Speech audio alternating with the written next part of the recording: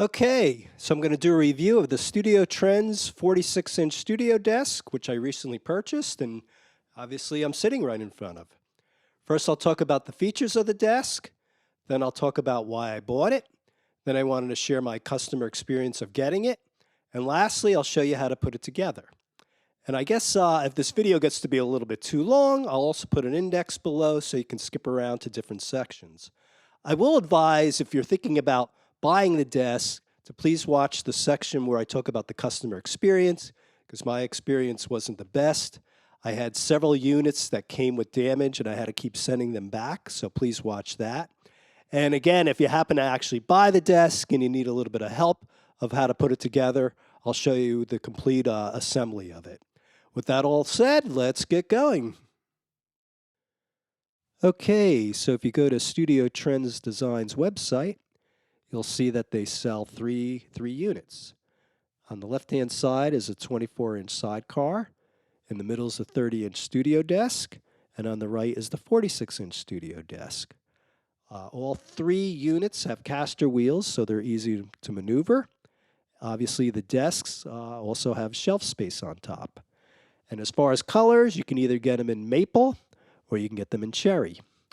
And in terms of rack space, the 24-inch sidecar will hold 12 units.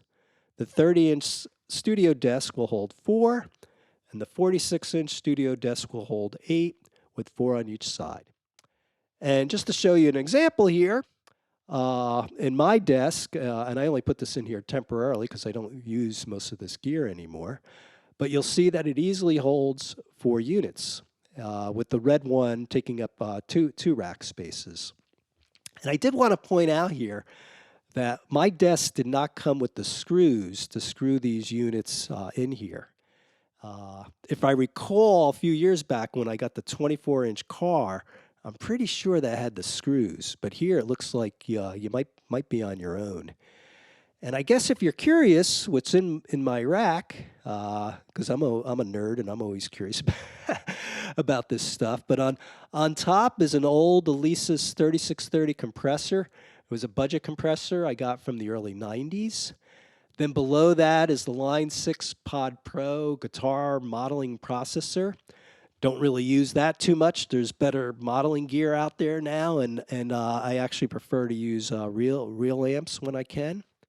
And below that is a Mackie Onyx Blackbird 8-channel audio interface, which right now is basically pretty much a doorstop. The only channels that work on it are the first 2 channels. And I should probably do a review on this on YouTube, maybe sometime in the future. But basically, this was one of the worst purchases I ever made. And I know Mackie makes some great gear, but this was not one of their shining moments. It worked great in the beginning, but after a couple of years, the software support, basically the drivers, Mackie did not do a great job of updating the drivers. And then I had to find a workaround to get to work with my Apple Mac. And then all of a sudden, the thing just died on me. So bottom line is, just stay away from it. As far as the right side of my desk, again, you can see there's plenty of space here for a mixing board.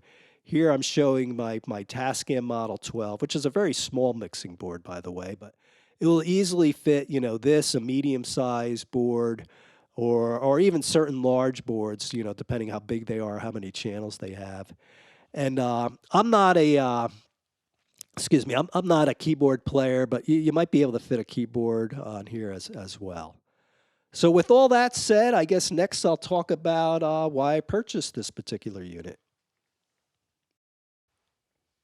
Okay, so getting on to the reason why I bought this, I guess number one is I basically wanted more space. I want to be able to have a desk that I can actually sit under and put more of my gear on and more rack space to put gear on. The other issue I had was every time I would move my audio files from my Tascam Model 12, which is sitting on my sidecar. I had nowhere to put my computer. I'd put it on a chair. So I just wanted, more space. Second reason was I wanted to be inspired to do more mixing upstairs in this room. I have these two monitors, and most of the time I sit, and I know it's probably the worst thing you could do. I sit in front of my TV downstairs, my lazy boy, with my headphones on. So I'm mixing with headphones, and then I'll do maybe a couple quick checks just listening to my computer speakers. So I wanted to do, a little more critical mixing, and hopefully, somewhere down the road. I know they always say this. You should get some sound treatment, and maybe I'll put a little bit of that up here. The third reason I purchased it was it wasn't that expensive. A lot of, like, professional studio desks. When you look at the prices online, these things are like, a couple $1,000s. And anybody that follows my channel would know, I'm just a, I'm just a hobbyist who tries to do some, classic rock cover songs and put them up on YouTube. So this desk normally was like $400, and it was on sale for $300. And originally I was going to buy the 30-inch desk, but this was only like maybe $15, $20 more for the 46-inch desk. So I figured, why the heck not? I got twice as much rack space, and I guess more general space overall. So it was a no brainer to I guess go with this desk. And I guess just again, I know there's geeks out there like me that are interested in this type of stuff. But on as far as my 24 sidecar, if you're wondering what the heck is in there, I guess I'll tell you again. On top is the Tascam Model 12 mixer slash recorder. Then to the right of that is a Focusrite ISA1 microphone preamp.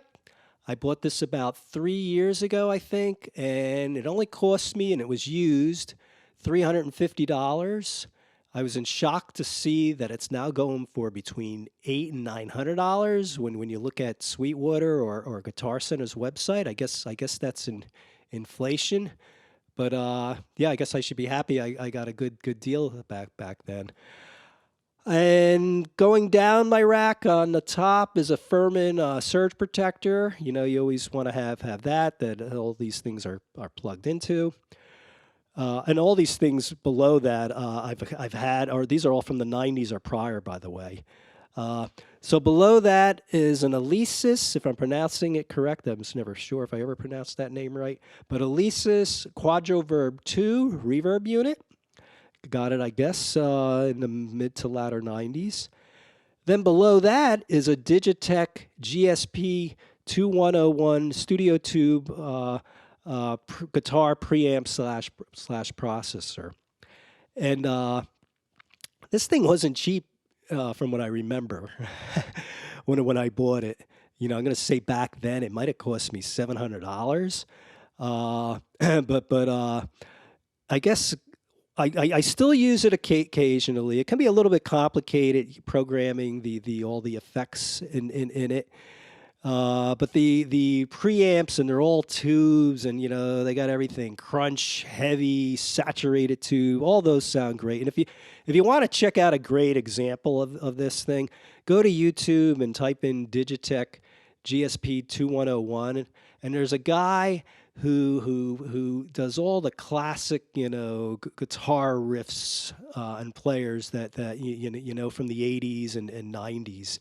And he does a great job of programming this, and it sounds very, very close to the original. Like he does, Eddie Van Halen, a part of Eruption. There's only little like 5-second samples he does, but he's got Metallica on there, Rage Against the Machine, Def Leppard, and I think a lot of professionals were actually using this. So far, I'm holding on to this. I was debating whether I sell it down the road, but again, I may come back to it more. Then below that is another Alesis 3630 compressor. The reason why I have two, because I mentioned I had the other one that's up on my desk right now. A good friend of mine who is a great bass player, unfortunately passed away. His wife asked me to sell some of his old gear. Most of it I sold. Some of it I'm still trying to sell. And this is one I think, I would probably go back and try to sell, but I think it's only worth maybe $20, $30 now. Then below that is a Boss digital delay DA200. I think I got this, I'm going to say maybe 1985 range. I'm having an issue with it where sometimes it works and sometimes it conks out. Uh, I probably either I should just trash it because it's probably not worth anything, or if I can get it fixed cheap, I might. It's more of a sentimental value. Then below that is the famous Alesis Microverb 3 reverb unit. That's got hall, chamber, plate, all those types of reverb sounds. And again, this was a budget unit, very popular in the early '90s for people that were starting to do their home studio projects. And then I guess lastly on the bottom there is a PV 2-channel microphone preamp that's all tube. And PV, I know, at least back in the '80s and '90s, they were known for putting out cheap gear, but this was actually a high-end unit that they sold for a couple years, and then for whatever reason discontinued selling it. And it wasn't cheap either. The reason why I bought it is like a lot of folks, even today, or even especially back then, I had an ADAT recorder, and I was feeling after going from tape to ADAT that everything was sounding cold, harsh, and digital, and all the experts were recommending, on the front end, get some tube gear to help round off that sound a little bit. So I went out, again, even though I'm Joe Hobbyist, I do sometimes get into some of this gear stuff. I went out and I bought that, and I still use it from time to time. But I have to tell you, I'm just as happy sometimes just using the preamps on my Model 12 as I am with either the Focusrite or this PV. Yeah, that's what's in my rack here, again, for those that are curious. And now I'll tell you about next I'll tell you about the wonderful customer experience I had buying this desk.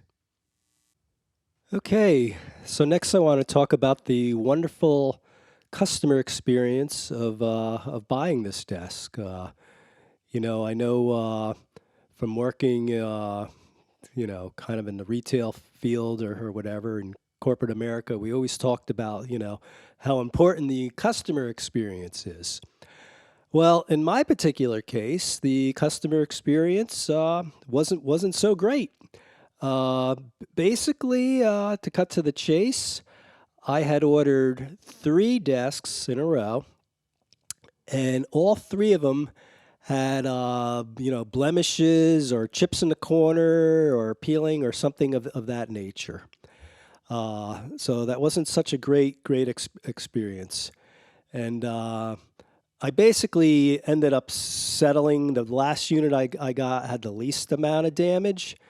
And I negotiated a lower price with Guitar Center. But just to kind of quickly tell you my story. So I ordered my first unit. I ordered over the internet to have it delivered to my house. And it took 4 or 5 days to get delivered. And each night while I was waiting for it, while lying in bed, I know a lot of folks lying in bed are probably fantasizing about whatever people fantasize when they're laying in bed. And I was fantasizing about my new 46-inch studio desk, dreaming of mixing the next greatest album ever recorded by mankind on it. And having friends come over and just saying how great my studio looks, and look at that cool desk. So that's what I was thinking about all week. So at any rate, the first unit came on a Thursday, and it's supposed to come in 2 boxes, and I didn't realize it at the time, but I actually only got 1 box. And I opened it up right away, and I felt like it was missing parts. There were no instructions in there, and basically the only thing in there was the wood. So I took out the wood, and the other issue I noticed right away was I had these chips in each of the corners. So then I called up customer care for Guitar Center, and they basically said, "Well, you should have two boxes, and maybe the UPS guy only delivered you the one, but you should get another one, shortly." And he was right. About 2 hours later, I did get the second box, which had the instructions and the other parts. And then as far as the chips, he told me, you can either bring it back to Guitar Center if you got one near you, or ship it back, or if you can live with the chips, well, we can work out a deal. Well, I didn't want to keep the unit because the one chip, and it's probably hard to see on the photo here, but it looked like it was starting to peel up. And my concern was the whole thing was going to peel. So that night, I think I had to go to a concert, so it wasn't until the next day I drove it back to my nearest Guitar Center, which is about maybe, I don't know, 12, 13 miles away. And they took it back, and they happened to have one unit left in stock. And in fact, they told me that it was $279 rather than the sales price of $299. So it was another $20 cheaper. Remember, this thing went for $400 and it was $100 off, and they had it for another $20 off, and they had it in stock. So I was like, okay, great. Yeah, I'll take it. So I drove it home, whatever that was, on a Friday. And then I opened up the box, and lo and behold, each one of the corners on that had chips. And in fact, again, I don't know how easy it is to see on here, but it was also peeling up into one corner, which was my biggest concern. So needless to say, the next day, on a Saturday or whatever, I drove back to Guitar Center, brought it back. They didn't have any others in stock, so then they ordered me the third unit, which again I had to wait, 4 or 5 days to get. And that one, instead of being delivered to my house, it was delivered to the store, which in a way I was sort of happy it went to the store, rather than have it to my house and have an issue. But at the store, which was very crowded that day, and the manager didn't have a lot of time, it seemed, but anyway, overall, I should say he was pretty good with me. But we opened up the corners of the boxes, and just to check out the corners. We didn't open up the whole box and take the units, the furniture out, but we just looked at the corners. And the one corner I thought looked fine in the store, and the other corner had another little chip, or blemish, I should say, but I thought it was underneath the bottom part of the furniture, not the top. And I thought, well, if that's the only thing there, I could probably live with it. However, after I brought it home and I took it out of the box, lo and behold, that little chip was actually on the top, and then the other piece also had a chip in the corner. No peeling, luckily, just this little chips here that you can see. So at that point, I was like, do I bring this one back? And there was part of me that was like, I don't care if I need to do this like freaking 30, 40 times. I'm going to keep on ordering units. And if they have chips in them, I'm going to go back and make, Guitar Center order me a new one. And then, maybe Guitar Center will work with Studio Trends or whoever they need to on trying to correct this issue. However, I was, to be honest with you, I was pretty much worn out. And like other folks, I do have better things to do. And I basically decided, you know what, I could probably get some touch up and live with this. Overall, the desks are, pretty solid. My 24-inch sidecar, I never had an issue with it. I've had it for whatever, I think 4 years now. No problem with that. And so, but anyway, over the phone, I did call Guitar Center, let them know about these chips, and then me and the manager, we basically worked out a deal where he gave me, an additional discount. But I also pointed out to the manager, and I'm going to show you online here. I think the issue is not so much that UPS folks are, mishandling these things. I think the issue is Studio Trends boxes are not strong enough to support the weight, in particular with the 46-inch unit. And if you look closely here, you'll see where I was having issues with the corners, the styrofoam in a couple of the corners of the boxes has broken.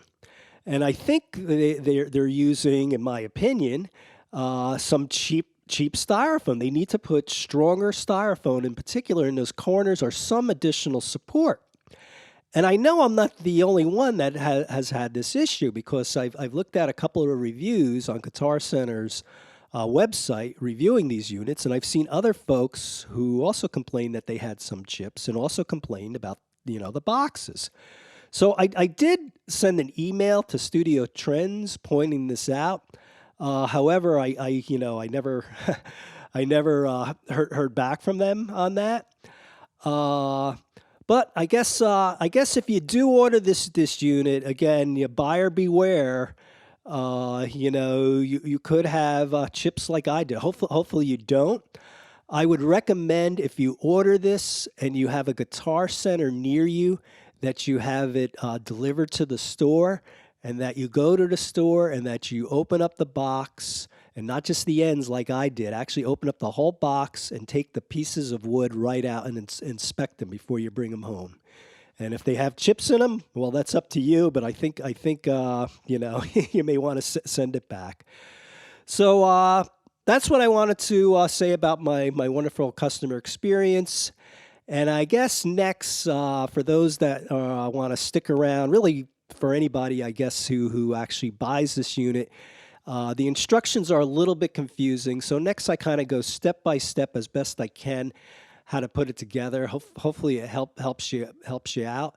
So otherwise, go watch something more interesting, or you could check out my summary at the end if you want to. Anyway, thank you.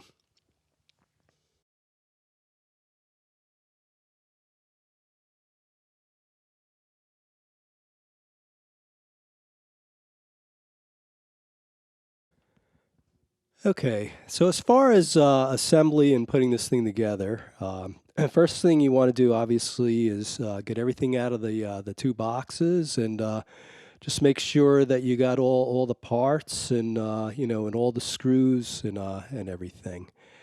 I did film film of quick film of all the parts laid out on the floor, so I'll just kind of show you that. But obviously, you'll have the main two pieces, the front and back, which you can see that I've laid out there, and you can see I still have the green tape where I had the little the little chips that came with my unit, unfortunately. But at any rate, just yeah, inspect everything, and hopefully you don't have any chips like me. There's the top shelf, and on that, I really didn't have any issues. And then I'll scroll over to, I guess you would call these side legs, which you could see there on the left. And that was actually, and I'll talk about that in a minute. That was probably the most confusing thing about this. And then let's see what else I'm showing here. Yep, there's all the parts.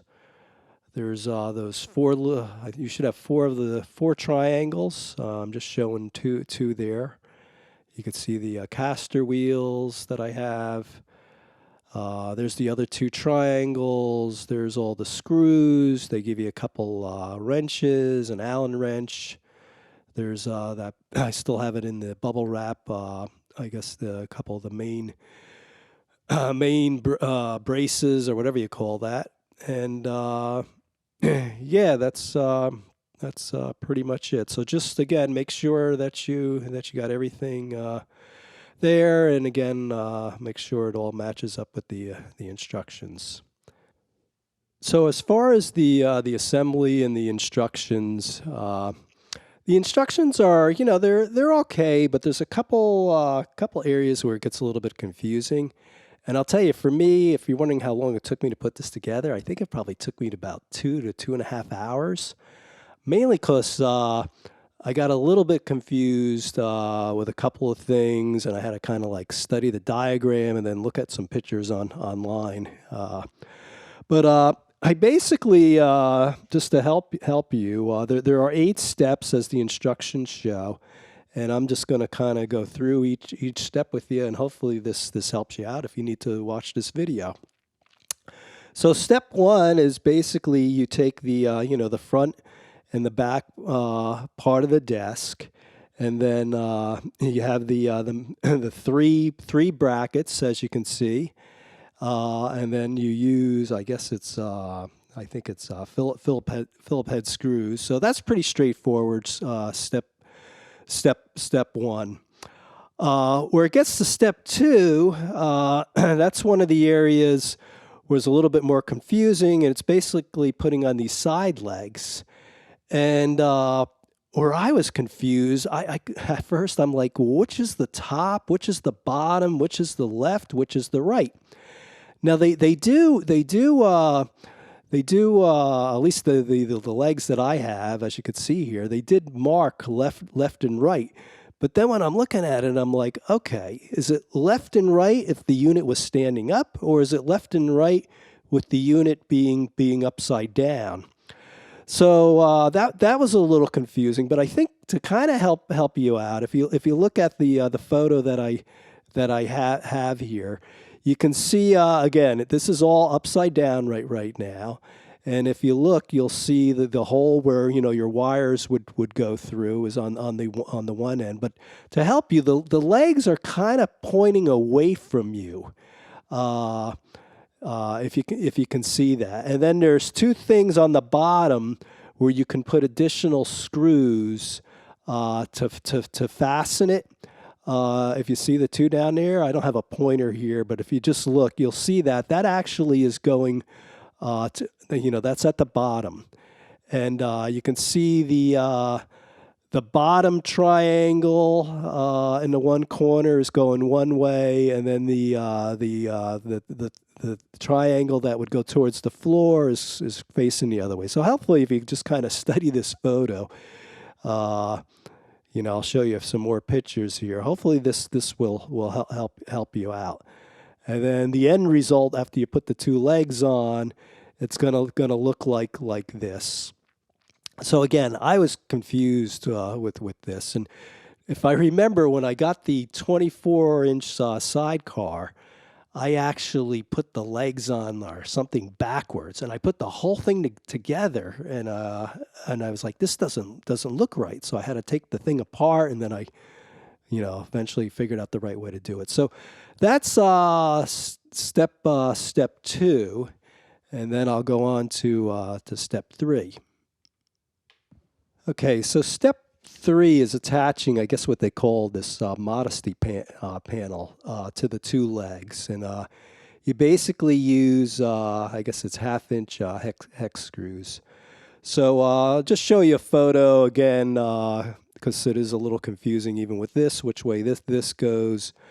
But if you want to just stare at this photo for a few seconds, you'll see that there's, you can see which way it's facing. You also see on the bottom there, it's either 3 or 4 screw holes.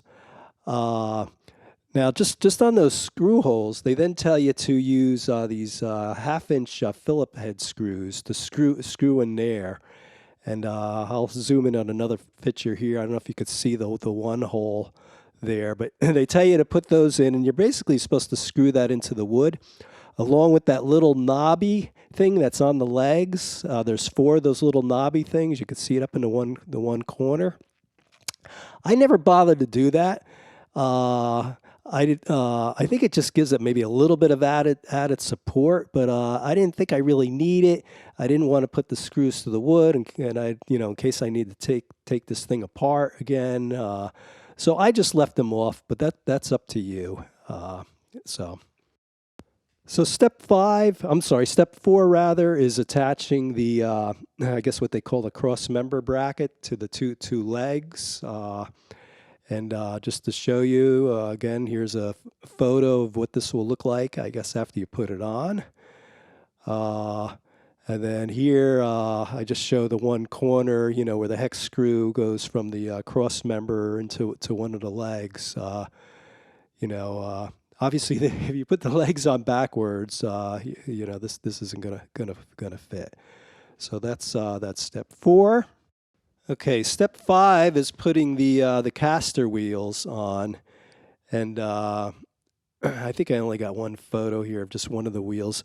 The only thing that's tricky about that is when I put them on, I assumed all 4 wheels had I guess brakes on them, but only 2 of them have brakes, and I ended up putting the two wheels with the brakes just on the one leg, and then I got it all done. I had to take them out because I wanted the brakes to just be on the the front of the unit. So that's the only thing I'll point out on step 5.